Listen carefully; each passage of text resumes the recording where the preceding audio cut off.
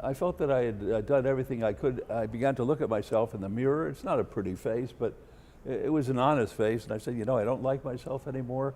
I go down to the office every morning and all I want to do is see how much I could charge. That's not what I was about. And took a cruise with Carolyn and the 4 children. And I said, you know, I'd like to do something different. They said, what do you have in mind, Dad?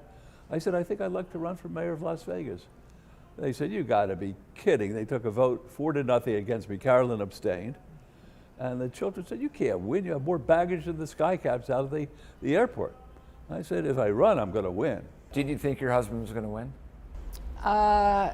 Probably. You know, I know it's always a fight, but the opposition that he had, they just kept putting one foot in their mouth after the other one, and I just really believed he's so bright, he's got such talent, he's artistic, and always makes everybody laugh. And so, and he loves sports, and he knows the name of every player, he forgets nothing. So every door he'd knock on, he was in a conversation with them. I was just there, here, have this pot holder or toothbrush or whatever I'm giving out, please vote for my husband. I knew I had a real shot, and won rather easily, to be quite frank with you. And this was before social media, so you really had to get out and do some retail.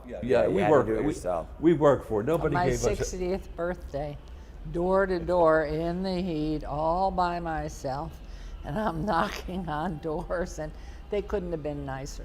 And the whole transition after your 3 terms to you, at what point did you say, you know what, I'm going to run for mayor, and was there resistance by you to that idea at first? And whose idea was it? I want to know. Our children. Really, I think it was the children. We had been, when he tried for that 4th term and was failing, there were 17 people signed up for the office, 17. And so our 4 children came and said, Mom, you have to run.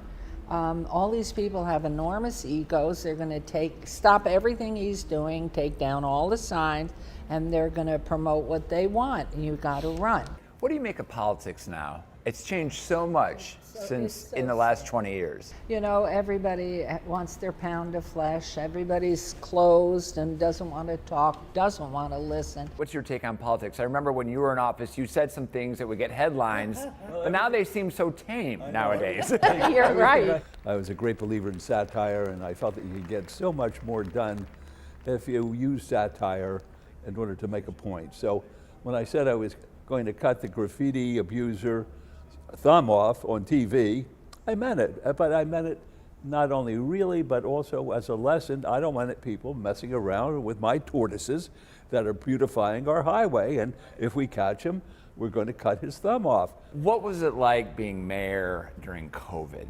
Well, you know, I fought like a dog, first of all, not to shut down, took the podium and faced my council begging the governor not to shut us down. There's no other city in the entire country that is dependent totally, almost totally on hospitality.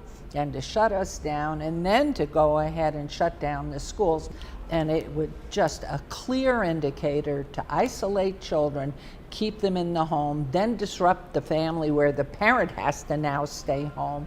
I mean, it was horrible. And I would scream until I'm blue in the face, and of course Anderson Cooper chopped me up in little bits. I'm still waiting for his apology. Knowing now, seeing that, do you wish you could have gone back in time and just taken a pass on doing that interview? Oh no. In fact, I was told it was 3 to 5 minutes. That's what he had reserved. And it ended up being 28 minutes. Oh, I get calls from around the country about how he owes you an apology. You were right, Mayor, you were right.